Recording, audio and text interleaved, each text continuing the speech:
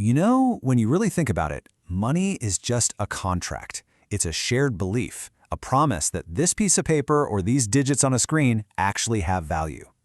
Hyperinflation, well, that's the sound of that promise being ripped into a million tiny pieces. Let's dive into what happens when that trust completely shatters. So let me ask you a simple question. How much does a loaf of bread cost? You probably have a number in your head right now, right? A few bucks maybe? Okay, I want you to hold on tight to that number because we're about to see what happens when the answer to that simple question becomes completely, utterly insane. 428 billion. Just let that number hang in the air for a second. And no, that's not the price of a private jet or a mansion on a hill. That was the price for one single loaf of bread in Germany back in November of 1923. It's a number so big, it just feels like nonsense, doesn't it? And that's exactly the point. This is the story of when money dies. So what even is hyperinflation technically?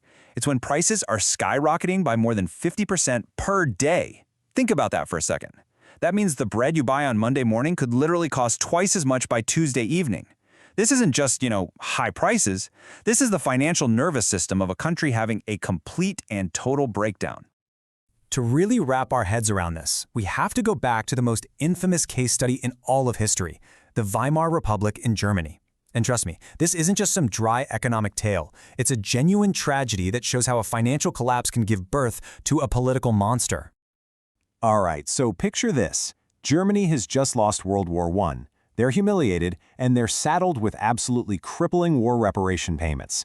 The government was stuck between a rock and a very, very hard place. Their first option, impose crushing taxes and austerity on a population that was already beaten down.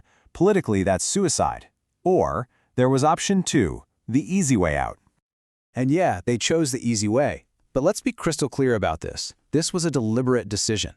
To pay their debts, to pay striking workers, the government just opened the floodgates. The printing presses started running, and they didn't stop. Day and night, just churning out endless rivers of worthless paper. The result was a society where the idea of value just completely broke.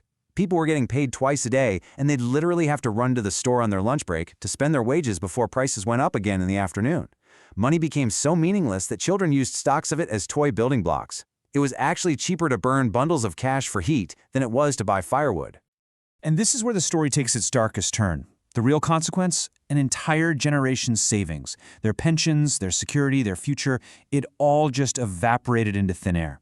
This economic devastation absolutely shattered people's trust in democracy and created the perfect fertile ground for radical extremists who promised to restore order from the chaos. Now, it's tempting to think of this as some dusty old story from a history book, right? But don't make that mistake. The plague of hyperinflation has struck again and again and again right up into our modern era. So let's take a look at how this same tragedy has played out in more recent times. Let's jump to the early 90s. Yugoslavia, a country being torn apart by war and hammered by international sanctions, turned to the only tool it had left, the printing press. At its absolute peak, prices were doubling about every day and a half. They were printing 500 times billion dinar notes that were basically worthless by the time you walked from the bank to the grocery store. Then, of course, there's the famous case of Zimbabwe in the 2000s. After disastrous policies crippled the country's ability to produce food, the government just printed money to fill the gap. The result? A monthly inflation rate of almost 80 billion%. They printed the now iconic $100 trillion bill. And guess what?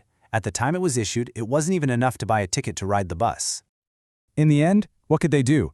The government had to admit total and complete defeat. They just gave up. They abandoned the Zimbabwe dollar entirely, a really shameful surrender of national control, and started officially using foreign currencies like the US dollar just to have a functioning economy again. And this horror show is still playing out today in Venezuela.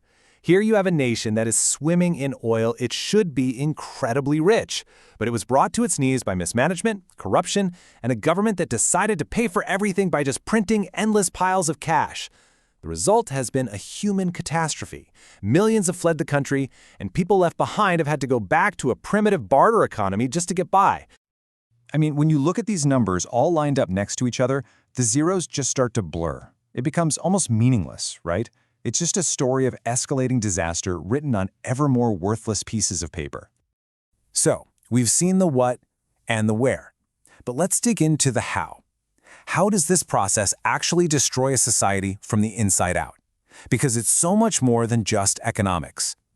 Hyperinflation is like a social disease that attacks civilization on three main fronts. So first, all economic logic just evaporates. You can't plan, you can't save, you can't invest. Second, the social trust that holds us all together completely dissolves. And finally, that chaos and distrust pushes politics to a very dark and radical place. And this right here really gets to the core of it all. Money is basically the blood of social trust. When that foundation cracks, everything built on top of it comes crashing down. Faith in the government, gone. Faith in the banks, gone. Faith in your neighbors, gone. Society just atomizes into a desperate scramble for survival. And that desperation leads directly to political danger. See, when people have lost everything, they stop looking for sensible solutions. They start looking for a savior. They look for some strongman, some radical who promises a simple, easy way out of all their pain. This is the ultimate lesson of Weimar, and it's a pattern that has repeated itself throughout history. Okay, so we've looked at war, we've looked at sanctions, terrible policies, corruption, all these different triggers. But here's the key. All of those are just the sparks that light the fire. Underneath every single case of hyperinflation in the history of the world, there is one single universal cause. So I'll ask you, what is it? What is that common thread that ties post-World War I Germany to modern-day Venezuela? What is the one fatal decision that always leads to this exact same nightmare? It's that simple. 2 words: printing money. That's it. It is always, without exception, the printing press. To be just a little more specific, it happens when a government gets backed into a corner and decides to pay its bills by just creating money out of thin air. Money that is totally disconnected from any real economic growth or production. That right there, that's the original sin. That's the decision that starts the death spiral. In the end, maybe we shouldn't even call it a policy mistake, because as this quote makes so clear, it's something way more sinister than that. It's a theft. It's a quiet, invisible robbery that hits the poorest and the most responsible savers the hardest, stealing their past and their future. And that leaves us all with one final, very sobering question. What is the true price of easy money?